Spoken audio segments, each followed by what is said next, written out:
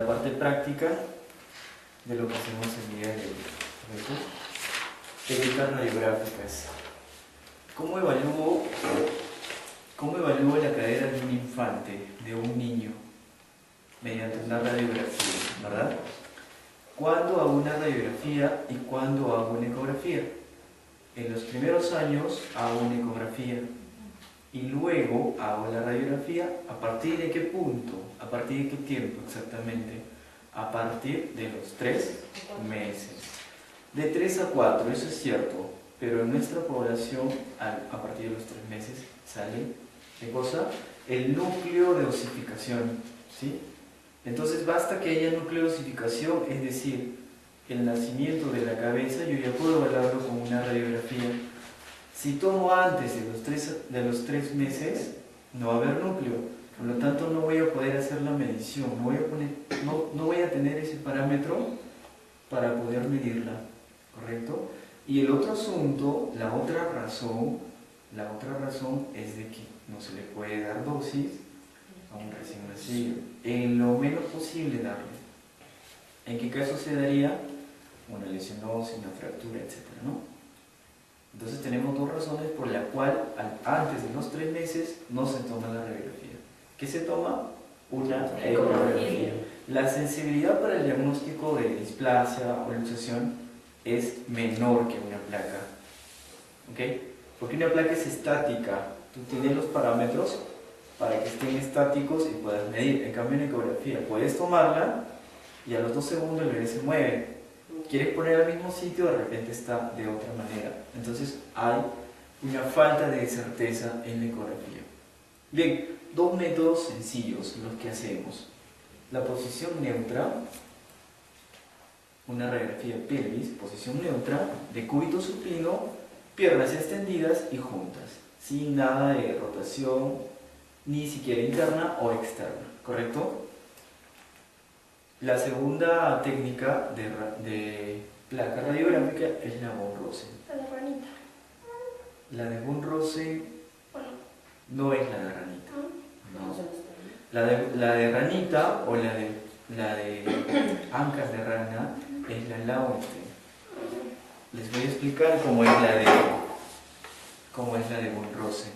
La de von Rosen, como les dije ayer en la teoría, lo que intenta hacer es hacer una posición luxable, ¿ok? Va a tratar de acomodar la cadera de tal manera que se luxe. Si es que hay una luxación inestable, se va a luxar y en ese momento le tomamos la placa, ¿entienden? Entonces, ¿cómo es la de von Rosen? Paciente de cúbito supino, piernas extendidas, abducción 45 grados y rotación interna máxima. Rotación interna máxima, de tal manera que si es que hay una luxación inestable, va a salir. Y en esa posición se le toma la radiografía. La radiografía resultante va a ser en la posición neutra de esta manera, con el eje diaficiario recto. Y la de von Rosen va a ser en forma de V, con las piernas abiertas, pero en rotación interna. ¿Correcto? Son las más usadas. En la rutina diaria que yo veo acá en Arequipa de algunos pediatras, simplemente tomamos la neutra, ¿correcto? ¿Por qué? Porque la de von Rosen ya lo hacen con el diagnóstico clínico, con la maniobra de Ortolani, la maniobra de Barlow, ¿no? Muy bien. Entonces, 2 técnicas sencillas. Antes de evaluar la medición, lo que tenemos que saber es si esa placa verdaderamente puede ser diagnosticada. Es decir, cuando nos llega una radiografía, antes de hacer la medición, la valoración, tengo que saber, ¿esa placa me sirve? ¿Está bien tomada? ¿Está bien preparada? ¿Sí o no? Tenemos 2 casos por la cual vamos a rechazar una placa, ¿sí? La primera es por una mala preparación. Tenemos la borrosidad en esta zona de la fosa ilíaca derecha, tenemos contenido fecal, tenemos una ligera rotación. En realidad es una mala calidad radiográfica porque no hay un buen contraste, no hay una buena limpieza, no hay una presentación estética en realidad, ¿sí?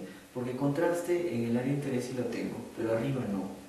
y eso me malogra. La otra razón es porque el paciente puede estar movido, puede haber penumbras. En este caso no está movido, pero en este caso lo que pasa es que el paciente está chueco, ¿sí?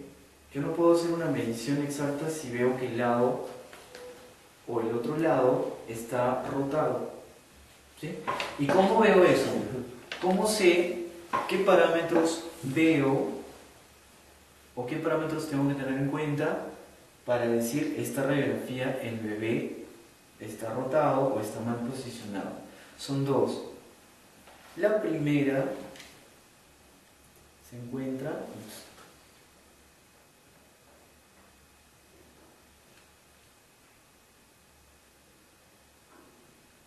aquí arriba. Hay una línea que se traza uniendo, ¿quiénes? Las espinas ilíacas inferiores, tanto la anterior y la posterior. Las espinas ilíacas inferiores, ínfero-posterior e ínfero-anterior, se traza una línea en ambos lados y se trata de establecer la equidistancia. Fíjense, este lado es más pequeño que el otro, ¿correcto? Ahora, podría ser que de repente hay una malformación, entonces hay que establecer un punto en el nivel bajo. En el nivel bajo también tenemos otro parámetro, y aquí está, el agujero obturador. Fíjense, este agujero es redondo y el otro es ovalado. Entonces, eso me da la certeza de que verdaderamente este niño, justo en el momento de la placa, rotó y se quedó ahí. O los papis no la han agarrado bien, porque tienen que tomar con dos personas bien sujetadas. Entonces yo no puedo hacer, bueno, si bien es cierto, puedo medir, me va a salir un falso positivo o un falso negativo, un resultado erróneo, ¿correcto? Lo primero que tengo que hacer es esto, ver si está bien colocado, bien derecho y bien simétrico. Seguidamente, entonces digo sonografía rotada, repetir examen. Bien, ¿cómo debe ser? Así, ¿sí? Mire, si nosotros medimos groseramente este equidistante, hay simetría en los dos obturadores, hay nivel y no solamente está centrado de derecha a izquierda, sino de arriba hacia abajo. No hay balanceo todo. Está bien centrado. ¿Ok? ¿Qué radiografía es? ¿Mediante qué método? El método, la técnica neutral o la técnica de von Rosen. Eran dos, además. La neutral o la de von Rosen es abducción. Exacto. Es sencillo darse cuenta, ¿no? El eje se levanta y se mueve. Bien, aquí estoy haciendo la medición que se utiliza para la técnica neutral. Las líneas, los cuadrantes. Vamos a verlo. Entonces, cuando hay una radiografía bien tomada, bien centrada, puedo estar seguro de dar un buen diagnóstico por concepto. Aquí tenemos la técnica de von Rosen. Fíjense, no es la patita de la rana, la de ranita es así. Así. Es al revés, rotación externa, ¿correcto? Esto es rotación interna, pero ambas son en la dirección. Bien, eso también se utiliza, pero no tiene mucha fidelidad. Ya con el tiempo del uso lo han descartado. Ok, entonces, ¿cómo se evalúa en este método? Es más sencillo que el otro, pero a la vez es menos fidedigno. De la siguiente manera, simplemente trazamos una línea por el eje central de la diáfisis de ambos lados y vemos claramente que en este lado, en el lado izquierdo, la línea está al borde y ya casi escapándose. Quiere decir que no está encajando la cavidad cotiloidea, ¿sí? Entonces, aquí hay una lesión. Hay que complementarla, definitivamente. Nunca se pide solo la von Rosen. Al revés, primero se pide la posición neutral y, si el médico lo quiere, la rotación interna. Uno para ver angulación y apodicento y el otro para ver la confluencia de la línea del eje respecto a la cavidad cotiloidea. Tenemos aquí una radiografía de pelvis, ¿correcto? Frontal en rotación interna. ¿Por qué digo rotación interna? Porque puedo ver el trocánter menor. Bien, vamos a evaluar las partes que hemos visto ayer. Tenemos el trocánter mayor,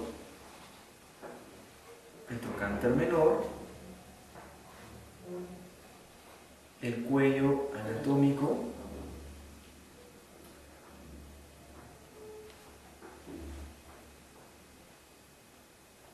el ilion, la tuberosidad del isquion, donde se insertan qué músculos, ya lo vamos a ver más adelante, la sínfisis púbica, la articulación sacroiliaca. Hay dos, aquí quiero enseñarles cuál es cuál, ¿sí? Hay dos articulaciones, una anterior y otra posterior. Si se dan cuenta, aquí vemos una línea, ¿sí? Y detrás de ella vemos otra línea.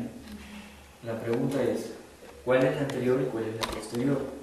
Para saber ello, hay que saber la disposición del sacro, ¿sí? El sacro es una forma triangular que va de arriba hacia abajo, pero ¿cómo va la forma? ¿Así o va la forma así? Es decir, la cara anterior del sacro es más ancho que la cara posterior. Se va en forma de cono, se va conizando, ¿sí? Y atrás está la colita del sacrocoxis, pero la articulación anterior es más lateral, ¿sí? Entonces digo que esto es la articulación sacroiliaca anterior y la articulación sacroiliaca posterior. Tenemos aquí, hay ausencia de agujeros y digo que es una articulación intercoxigia.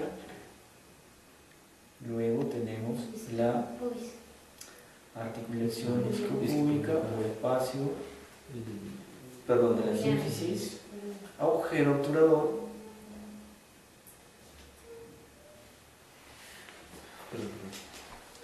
la línea intertrocantea, donde se insertan también un grupo de músculos, la ceja cotiloidea anterior. La anterior tiene una línea más radiopaca que la posterior. La posterior es tenue, ¿sí? La posterior es tenue, justamente ahí está señalando las dos líneas. Espina ilíaca anterosuperior. Fíjense respecto a las espinas. Las espinas ilíacas superiores, uno es la que nos podemos palpar, ¿sí? La posterior está en la articulación justo del ilion con el sacro. La inferior también está con la articulación. Y la inferior del ilion está delante, ¿sí? No se puede tocar mucho porque ahí hay músculos, ¿correcto? Son las estructuras más resaltantes que podemos aprender. Vámonos seguidamente con las inserciones, que es lo más importante para ustedes. Si hubiera una lesión, un tajo, una fractura a este nivel, ¿qué inserción se compromete? Puede ser una pregunta, ¿sí? Si veo un desgarro o una fractura por avulsión en el borde externo del trocánter mayor, ¿qué tendones o qué inserciones se ven comprometidas? Diga dos. Entonces ya saben ustedes, porque lo vamos a ver ahora. Empecemos con el trocánter. Bien, vamos a ver lo más importante, en realidad es un montón, ¿sí? Un montón. Bien, tenemos la cresta intertrocanteria, obviamente, con una línea radiopaca que se acentúa, sobre todo en la parte externa, ¿sí? La primera, tenemos aquí el cuadrado femoral. Esta de acá que ven, se inserta el cuadrado femoral que baja hacia abajo. Voy a subrayarlo y ahí lo tienen. ¿Lo ven? Hazle un zoom, Gonzalo. ¿Correcto? Salud. Seguidamente tenemos a la sombra de partes blandas que sí se ven en una radiografía. ¿Cuáles son? Los glúteos. No, el mayor no se ve. El mayor está por detrás. El medio, que vendría a ser el paquete más externo. Es más, aquí hay una división tenue. Y la parte interna sería el glúteo menor. Muy bien. Fíjense, y también tiene su rugosidad. Si ustedes se dan cuenta, en todo el contexto de la pelvis hay zonas, hay líneas o bordes que tienen rugosidades, ¿sí? Que tienen rugosidades. ¿Qué indica eso? Que ahí se inserta, correcto, exacto. ¿Y por qué se forma la línea más densa o radiopaca? Porque hay tracción, o sea, cuando nosotros flexionamos, extendemos, rotamos, es decir, cuando tensionamos el músculo, el tendón va a ir jalando y va a tratar de sacar al hueso de su sitio. Es lo que sucede en una fractura por la fusión. El tendón está insertado en el hueso y de tal manera que es tanta fuerza que jala y saca un pedazo del hueso. Es como sacar la papa de la tierra, ¿no? Estás quitando parte de la tierra, ¿sí? Entonces, ¿por qué se vuelve una superficie radiopaca, es decir, más blanquecina? Porque el hueso envía más calcio para poder sostener mejor el tendón. ¿Correcto? ¿Bien? Entonces tenemos dos formas de saber, tenemos dos signos por el cual podemos decir en esa zona se inserta un tendón. ¿Cuáles son? La radiopacidad lineal y dos, la rugosidad. Aquí lo vemos. Miren esta cresta, el trocánter mayor, es radiopaca y es rugosa, ¿sí? ¿Correcto? Miren acá, radiopaca y rugosa. Miren la tuberosidad isquiática, radiopaca y rugosa. Entonces son dos signos, ¿correcto? Bien, hay otros que no son muy radiopacos y no son muy rugosos, pero también se insertan. ¿Qué quiere decir? Que son músculos o tendones más cortos, que no tienen tanta tensión, es decir, no hacen mucho mecanismo de dame que te doy, ¿no? ¿Correcto? Como quieran expresarlo. No hay mucha fricción, no hay mucha tensión, no hay mucha sí, resistencia. no necesita mucho trabajo el hueso, por eso es que no envía mucho calcio a esa zona. Bien, continuemos entonces. Ya tenemos tres. Ojo, lo que se ve en una radiografía de parte blanda son los glúteos, menor y medio. El mayor está por detrás, va por detrás y se inserta en la línea áspera, ¿sí? Aquí estamos hablando del glúteo medio, que es externo, y menor, que es más interno. Y aquí está, ¿sí? Menor, medio y menor, ¿correcto? Pero ustedes se acuerdan ahí que había una fosita, la fosita intertrocanteria, que está justo en la parte medial o al costado del trocánter mayor. Hay una fosita y en esa fosita se insertan también tendones, ¿sí? ¿Qué tendones? Tenemos ahí, fíjense, vamos a retroceder, hazle un zoom aquí, dos líneas paralelas, ¿correcto? ¿Lo ves, Gonzalo? Sí. Ok, la línea paralela externa va a insertar a dos tendones, que son los gemelos y el obturador interno, ¿sí? Y la línea interna al piriforme. Como verás, este piriforme ya no tiene una radiopacidad muy resaltante porque es pequeño, ¿sí? A diferencia de los glúteos. Los glúteos trabajan más, ¿no? Bien, pasémonos al área isquiopúbica, ¿sí? Tenemos aquí la inserción del cuadrado femoral también. Tenemos toda la parte inferior, casi todo el borde, va a ser la inserción de ¿quién? Del aductor mayor. El aductor está en esta zona, ¿verdad? La zona de los aductores. Y luego tenemos en la parte superior el músculo que se ve, que les dije, en la parte interna. Si en la parte, el grácil, ¿no? Si en la parte externa está el glúteo medio y menor, en la parte interna está el grácil o grácil. Okay. Entonces tenemos también su área de inserción. Luego tenemos